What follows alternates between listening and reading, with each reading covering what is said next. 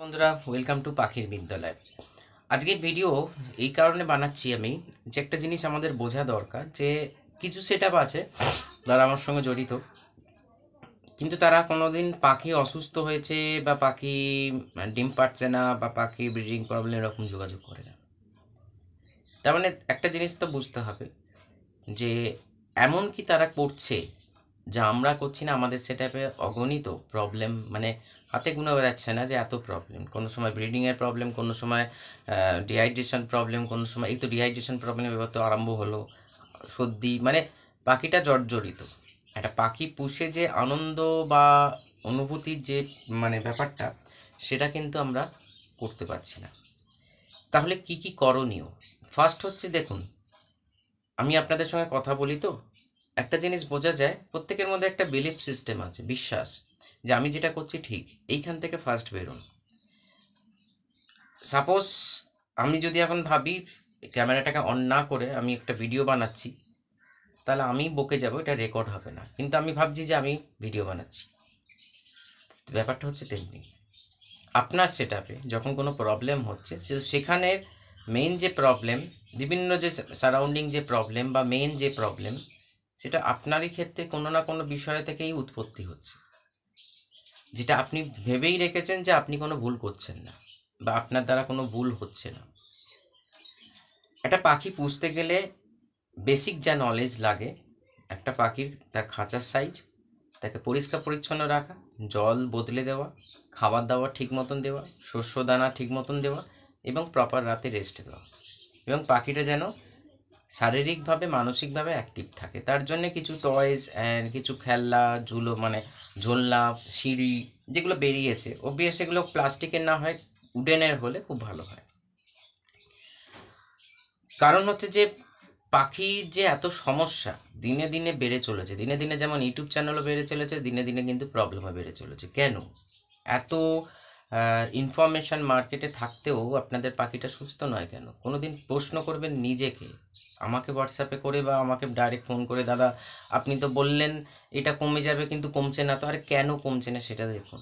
অনেক সময় কি হয়, যে ওষুধ আপনি প্রয়োগ করছেন, আমি তার ভগবান নই, বারবার যেটা বলি, আমার কাছে একটা প্রবলেম এলো, আমি দেখলাম যে এই মানে এই প্রবলেমের এই ওষুধ কাজ করবে, এবার সেই কোন স্টেজে রয়েছে প্রবলেমটা, আমি তো আপনার মুখে যা শুনছি। এখন আর একটা কথা, দাদা আমার পাখিটা বমি করছে, এত কথা নয়, আগে আপনার পাখির ভিডিও লাগবে।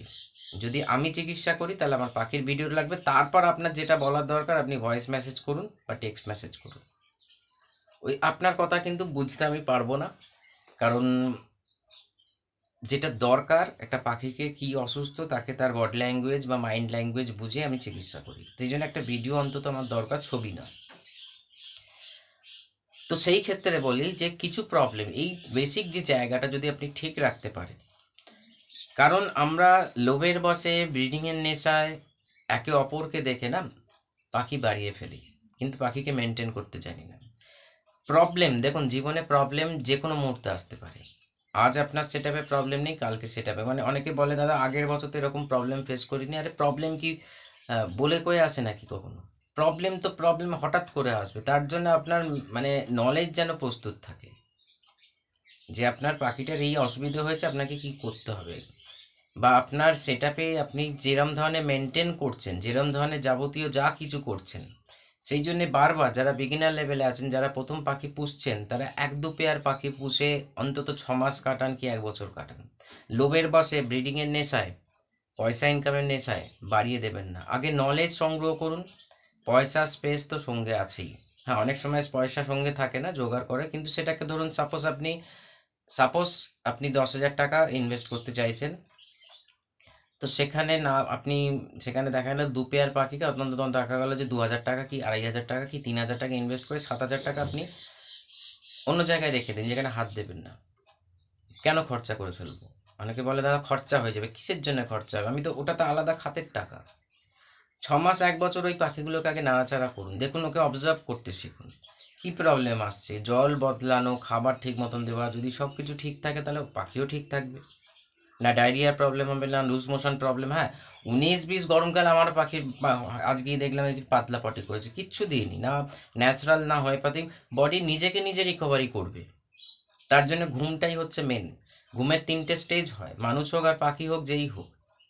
ডিপ স্লিপ মোড যদি দেখুন, অনেকে বলে না যে রাত্রিরে ঘুমের দরকার, ডিপ স্লিপ মোড এমনই একটা মোড, সেখানে যদি আপনি 2 ঘন্টা দিয়েও যদি আপনার কাজ মিটে যায়, আপনি ফ্রেশ অনুভব করবেন। আবার অনেকে আছে দেখবেন 10 ঘন্টা ঘুমো পর মনে হচ্ছে একটু ঘুমাই। সেজন্য প্রপার রেস্টের দরকার। প্রপার যদি মানে রেস্ট হয়, এটা প্রাকৃতিক নিয়ম অনুযায়ী আমাদের বডি বা যে কোনো অ্যানিম্যাল বডি হিলিং পাওয়ার বাড়ে। যেগুলো যে টিস্যুস, নার্ভ বা ইত্যাদি কোষ অটোমেটিক্যালি রিজেনারেট হয়, ব্যাড কোষগুলোকে ডিলিট করে দেওয়া হয়। তো সেই জন্যে জানুন আগে, একগাদা একটা সেট বানিয়ে ফেললাম, একগাদা করে ফেললাম, তারপরে মুখ থুবড়ে পড়ছি, তারপরে হাবুডুবু খাচ্ছি, প্রত্যেক দিন কেউ না কেউ মরছে, তার থেকে সেট কমান। বা আপনি ছোট সেট যারা করে ফেলেছেন তো কিছু করার নেই, যারা ছোট সেট আছেন ছোট সেট থাকুন, আগে নলেজ সংগ্রহ করুন। পয়সা কামানোর নেশায় পাখিগুলোকে কষ্ট দেবেন না। আপনার কাছে পয়সা আছে, স্পেস আছে, নলেজ নেই, তো আপনি জিরোতে রান করছেন। কেউ বলবে না কিন্তু, সবাই বলবে পাখি কেন, পাখি কেন, পাখি কেন, তার দুটো লাভের জন্যে। হ্যাঁ হ্যাঁ চলে আসুন, আমি ফ্রি মানে কম দামে দিয়ে দেবো। কিন্তু ওই কম দাম বেশি দাম না, আপনার কাছে নলেজ প্রপার আছে কিনা। আপনি যে স্পিসিসটা পালতে যাচ্ছেন মানে রাখতে চাইছেন, ফিঞ্চ স্প্যারো গ্রুপের পাখি হোক বা প্যারট গ্রুপের পাখি হোক, তার প্রতি আগে নলেজ নিন। আপনি এক পেয়ার 2 পেয়ার নিয়ে আগে নলেজটাকে বিল্ড করুন, যে কোনুর পুষতে গেলে আমার কী কী জিনিস। আপনি 6 মাস ঠিক প্রত্যেক দিন যদি তার সঙ্গে সময় দেন না, প্রত্যেক দিন না হলেও সপ্তাহে অন্তত 3 দিন দিলেন, একটা সাডেন মাইলস্টোন ক্রস করলে, সাপোজ ধরুন 2 মাস 3 মাস ক্রস করলে আপনি আইডিয়া আসবে যে না, কোনুর পাখি পুষলে আমাকে এই এই জিনিসগুলোকে মেনটেন করতে হবে। এরপর আপনি 10-12 পেয়ার করুন না। তো সেই ক্ষেত্রে এটা পুরোনো দিনের কনসেপ্ট, বুঝতে পারলেন? পুরোনো দিনে দেখুন যারা ব্রিডার ছিল না, তারা এত ওষুধ মার্কেটেও ছিল না, এত ওষুধ দিতেও না। তখন কি পাখি, হ্যাঁ তখনও পাখি মরেছে, কিন্তু এত প্রত্যেক দিনের মরেনি এরকম। তাদের নলেজ ছিল। সে স্যার সুব্রত চক্রবর্তী হোক বা অন্য যে কেউ হোক, তখনকার সময়তে এত পাখির মানে ডিজিজের প্রবলেম ছিল না। কারণ তখন মার্কেট তো জিরোতে, এত এখন যে ভ্যারাইটিস রয়েছে মেডিসিনের, জঙ্গল যাকে বলে, তো সেখানে এত কিছু ছিল না তখন। কিন্তু তখনও তো লোকে পাখি পুষেছে। কিন্তু আজকের দিনে প্রত্যেকটা দিন আপনি একটা কথা মানে চিন্তা করুন তো, একটা সময় হয়েছে যে আমাকে ধরুন ফোনে মানে আমি বলতে চাইছি যে প্রত্যেক দিন আমার কাছে ফোন কেন আসবে, দাদা পাখিটা বমি করছে, দাদা পাখিটা লুজ মোশন হয়েছে, বাচ্চার আইডিয়া নেই, ভিডিও রয়েছে, ভিডিওগুলোকে দেখুন। আমি আপনাকে হোয়াটসঅ্যাপে বেশি গাইড করতে পারবো না, পেছনেও লোক দাঁড়িয়ে রয়েছে, তাকেও গাইড করতে হবে। সেই জন্য তার জন্যই ভিডিও বানানো। এই জিনিস যদি শিখতে না পারেন, তাহলে সারা জীবন যতদিন পুষবেন ততদিন প্রবলেম চলবে। কি মানে একটা মানে পাখির শরীরে কি কি নিউট্রিশনের দরকার, কি কি লবণের দরকার, কি কি সল্টের দরকার, ক্যালসিয়াম সপ্তাহে কদিন দিতে হয়, মাল্টিভিটামিন সপ্তাহে কদিন দিতে হয়, খাদ্যের মাধ্যমে গেলে তাহলে আমার সাপ্লিমেন্ট কীভাবে ইউজ করব, কত কিছু শেখার রয়েছে। কিন্তু ওই যে বাবা পাড়ার রামুদাম এত বড় সেট আপ করে ফেললো, আমি তো সেই পেছনে পড়লো, ওই রেসারেসি তো করলে আর পাখি করতে পারবেন না। রামুদা যা ইচ্ছে তাই করুক, আপনি আপনার মতন কাজ করুন। প্রত্যেকটা মানুষের নিজস্ব স্পিড আছে, নিজস্ব ব্রেন আছে। আপনার ক্যাপাসিটি অনুযায়ী আপনি কাজ করুন, দেখবেন সাকসেস লাভ করতে পারবেন। নাহলে কিন্তু ওই রেসারেসিতে পাখিগুলো মরবে, আর আপনি ডিমোটিভেট হয়ে একটা সময় সব কিছু ছেড়ে দিয়ে বসে থাকবেন।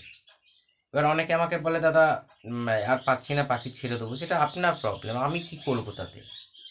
আপনার সেটাপে বিভিন্ন রকম প্রবলেম অ্যারাইজ করছে, সে আপনি পাখি ধরে রাখুন, পাখি ছেড়ে দিন, সেটা তো দেখুন ব্যাপারটা হচ্ছে প্রপার গাইড দেওয়ার পরও না অনেক প্রবলেম অ্যারাইজ করে। কারণ আপনার সেটআপটা কিন্তু আপনাকে আমি রাস্তা দেখাতে পারি, সেই রাস্তায় চলতে আপনাকে হবে। আপনি সবসময় ব্যালেন্স করতে চাইছেন একটা জিনিসকে, সবসময় জীবনে ব্যালেন্স হয় না। সেই জন্য পাখিকে কমভাবে রেখে আগে শিখুন। যখন মনে করবেন আপনি যে না আপনি উপযুক্ত বেশি পাখি রাখবার, তখনই বেশি পাখি রাখুন। নমস্কার।